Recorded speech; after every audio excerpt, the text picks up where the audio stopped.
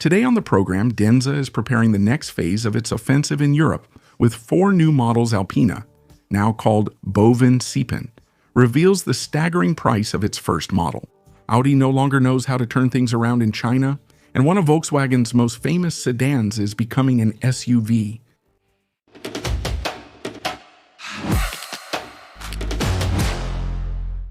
Some brands enter a market by politely knocking on the door.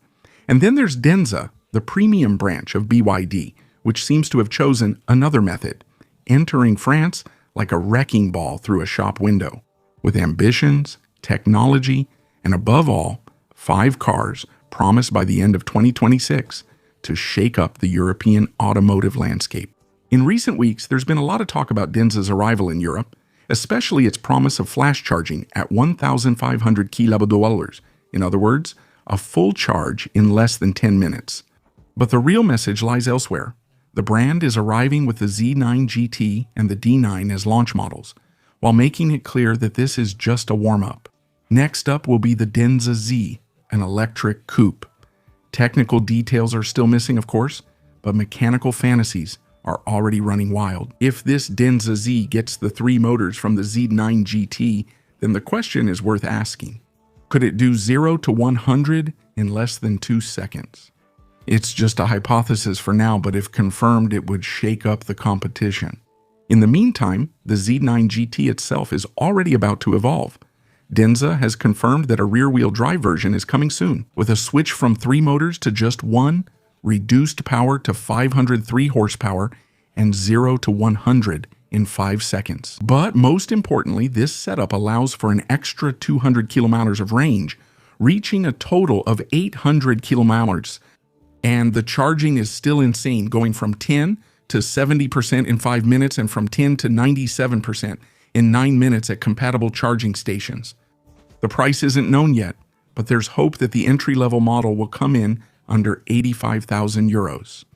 The other 2 expected models speak the universal language of the modern market, that of the SUV. The brand will draw from Fengsheng Bao, BYD's other brand focused on more adventure-oriented vehicles.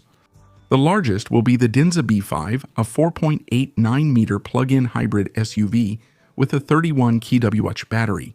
It will be able to travel 90 kilometers in full electric mode, according to the WLTP cycle, before a gasoline engine takes over to bring the total range up to 850 kilometers.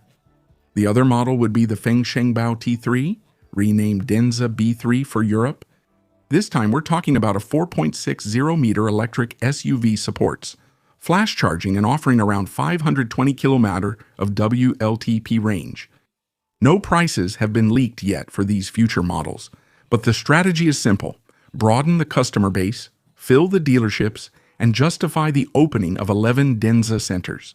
En France, en 2026. Ensuite, sometimes it takes almost aristocratic nerve to launch a new car brand in 2026 and announce a price of 370,000 euros without batting an eye. Except this brand is not just any brand. It simply offers the first model born from the golden ashes of Alpina.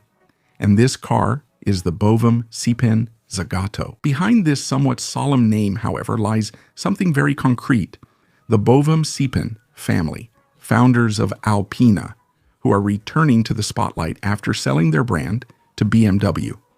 And for their first act under their new banner, they are offering a luxurious coupe limited to 99 units, a car designed to compete with none other than Bentley and Aston Martin. On paper, the recipe is delightfully bold. The base is a BMW M4, of course, but it has been thoroughly reworked. The front and rear are completely redesigned, the hood is reshaped, the side profile is revised, and the roof gets Zagato's famous double bubble design. The engine, meanwhile, remains a BMW-sourced 3-liter 6-cylinder, except here it produces 603 horsepower. Bovem Siepen claims a 0 to 100 in 3.3 seconds with a top speed of over 300 km/h. In other words, this isn't a static sculpture for sentimental collectors. It's a grand tourer capable of launching you toward the horizon with the silky violence of a private jet. Added to that is a titanium Akrapovic exhaust with dual outlets, said to be 40% lighter than the standard system. It's the kind of little detail that really appeals to a certain clientele, people who want refinement, of course, but also a soundtrack that can remind the neighborhood that money can produce some very distinguished decibels. The high price is due to the manufacturing process. Bovem Siepen claims that more than 250 hours are needed to handcraft the specific elements on the car, mainly in carbon fiber at its historic headquarters near Munich. For its part, Audi, once confident that its badge alone was enough to make buyers swoon and open their checkbooks, has embarked on an almost existential operation. In China, Audi no longer just wants to sell German cars tailored for the Chinese market. The brand has created Audi in capital letters without the four rings. The idea is to erase the image of a foreign brand, which is sometimes seen as less innovative than local players, and to start almost from scratch to attract younger, more tech-savvy customers who care more about software than the historic prestige of the logo. On paper, the move looks impressive. Audi and SAC, already partners, are strengthening their cooperation by creating a technology center in Shanghai. The goal is clear: to develop in China, for China, connected vehicles, immersive cockpits powered by AI, driver assistance systems tailored to local traffic, and to speed up the entire process from research to development. The first result of this revolution is called the Audi E5 Sportback, unveiled in November 2024. An electric station wagon designed to represent the new Audi, free of old symbols and full of ambition. At first, the media machine roared. 10,000 orders in 30 minutes. Magnificent, triumphant. Except that by the end of 2025, the E5 Sportback had only recorded 7,000 deliveries. Then the numbers became downright embarrassing. 420 units in January 2026. That's modest, especially compared to Chinese manufacturers who can sell 20,000 cars a month. The most ironic part is that the car wasn't rejected by critics.